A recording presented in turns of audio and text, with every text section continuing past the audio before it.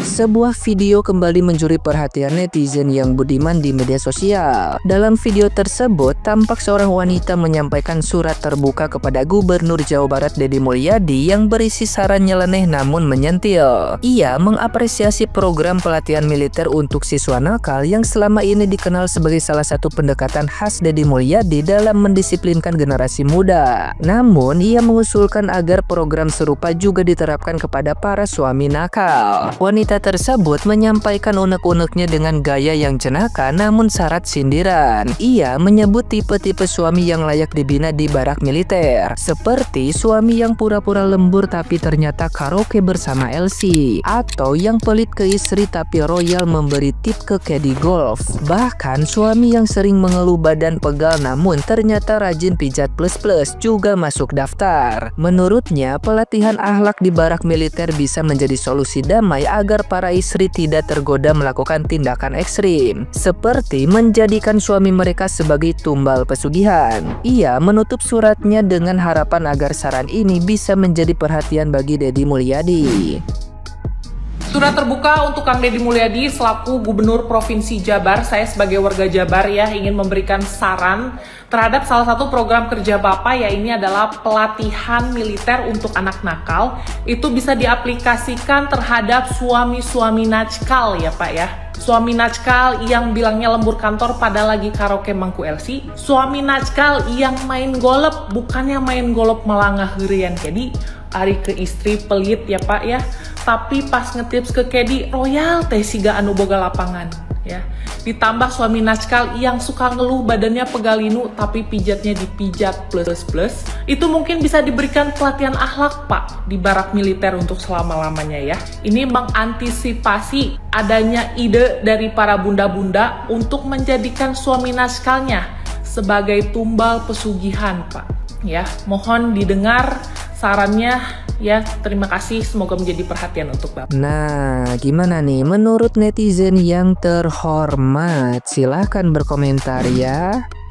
Ada aja fenomenanya Kang Deddy ini. Efek dari gerakan-gerakan yang Kang Deddy lakukan akhirnya berefek apa? Kemarin pertama anak-anak masuk ke barak, besoknya kemudian apa? Ibu-ibu minta, bosen lihat suami di rumah pengen ikut ke barak saja. Dan hari ini apa yang terjadi lucu? Ada seorang ibu-ibu posting di TikTok sambil ada suaminya lagi tidur, dia bilang begini, Kang Deddy, ini suami saya juga bawa aja ke barak, kerjaannya cuma tidur sama mancing saja. Katanya dia tidur nih gara-gara kecapean mancing. Kang Deddy, kayaknya perlu gerakannya untuk anak-anak, ibu-ibu dan bapak-bapak yang seperti ini udah dimasukin barak semua Kang Deddy. Ayo bapak-bapak, ibu-ibu siap daftarin suaminya pada ke barak semuanya. Ayo daftar semua.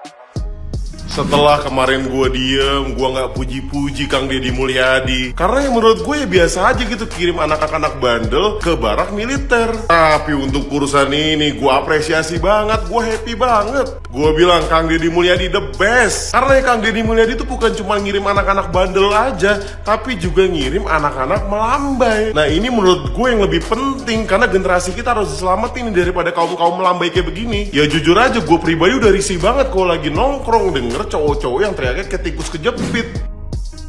Yang gue heranin ya begitu kan, ini si Kang Deddy ini ngumpulin gitu kan, ngambil anak-anak dari anak-anak apa namanya, anak bandel lah pokoknya begitu ya, yang ada di jalanan tawuran segala macem gitu kan. Terus dilatih pola hidupnya nih, diubah begitu kan, dilatih sama TNI, bukan dilatih tapi kayak lebih diajarin biar akhlaknya itu tuh nggak Bandung banget jadi anak begitu kan.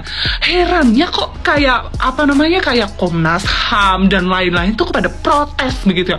Udah bersyukur itu Kang Deddy gitu kan, capek-capek ngedidik anak bangsa, anak Jawa Barat supaya jadi anak yang bener begitu kan ya. Terus masih ada aja gitu loh ya yang pada protes gitu, katanya menyalahi apa sih, katanya aturan lah, melanggar apa gitu loh. Nggak mudeng, saya nggak ngerti saya gitu kan. Tapi emang begitulah guys ya, emang begitu. Biasanya orang-orang yang baik, berbuat baik itu pasti bakalan ada aja yang nggak suka, banyak malah begitu ya.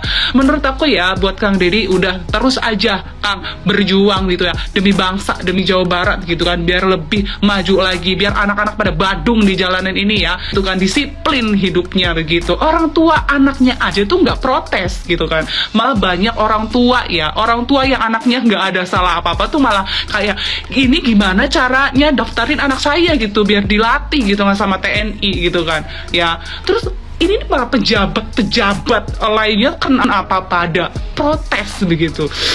Getek banget aku. Izin Pak Gubernur Jawa Barat, Kang Deddy Mulyadi, saya warga Jawa Timur, izin speak up untuk program Bapak yang bekerja sama dengan bapak-bapak tentara untuk memperbaiki karakter, untuk membentuk mental anak-anak di Jawa Barat. Jujur Pak, respect saya Pak, program Bapak. Kebetulan saya punya sedikit histori cerita Pak, tentang pengalaman saya di ketarunaan.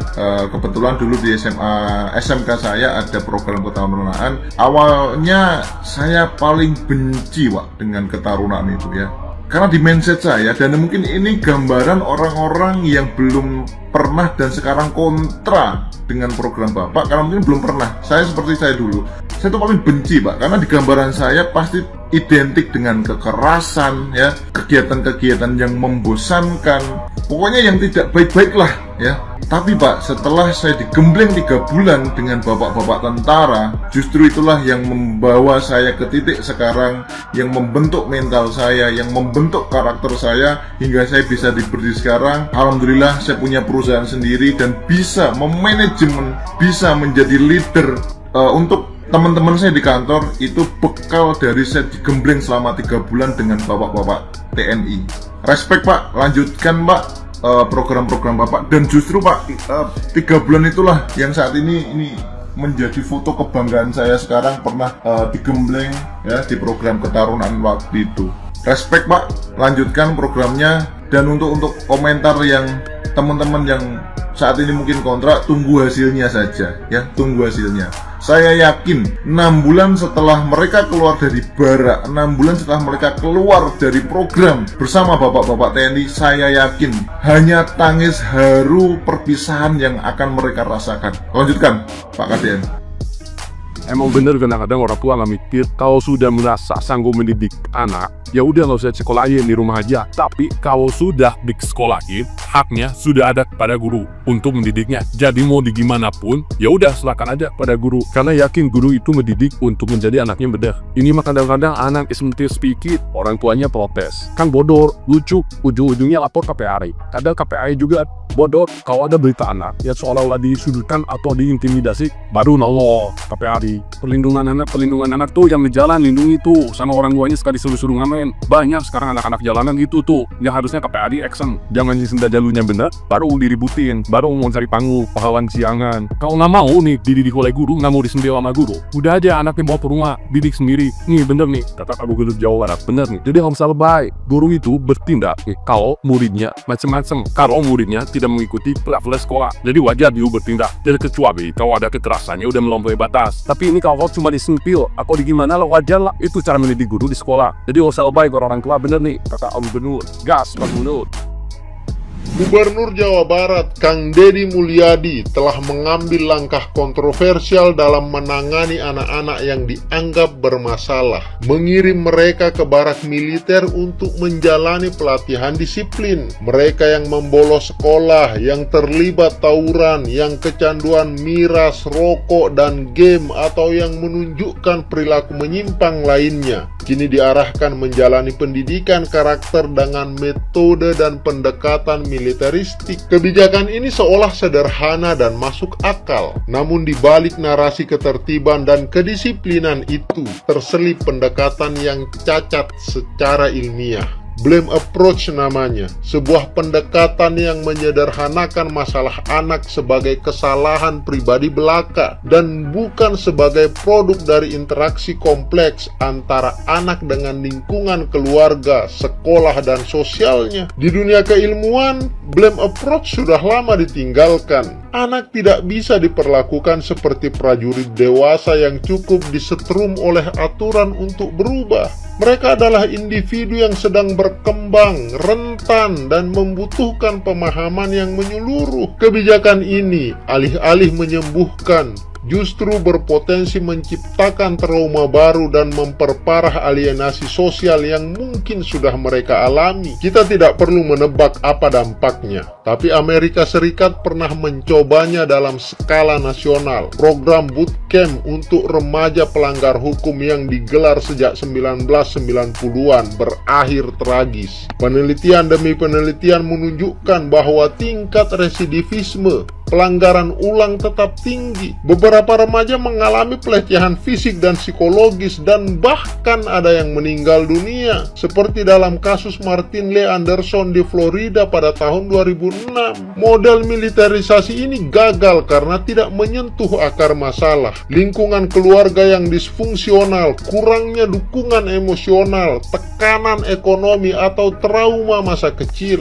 Semua ini tidak akan selesai hanya dengan instruksi keras dan push up pagi. Yang lebih relevan adalah pendekatan yang ilmiah dan manusiawi. Secara keilmuan kita mengenal pendekatan trauma-informed care, restorative justice, dan sistem seperti PBIS, Positive Behavioral Intervention and Support. Di Selandia Baru, pendekatan restoratif terbukti menurunkan angka pelanggaran anak bukan karena mereka ditekan, tetapi karena mereka diberi ruang untuk memahami kesalahan, menebusnya, dan merasa kembali diterima oleh masyarakat. Anak-anak yang dianggap nakal bukanlah musuh negara. Mereka adalah anak-anak yang belum mendapatkan haknya, pendidikan yang suportif, lingkungan yang stabil, dan pendampingan emosional yang konsisten.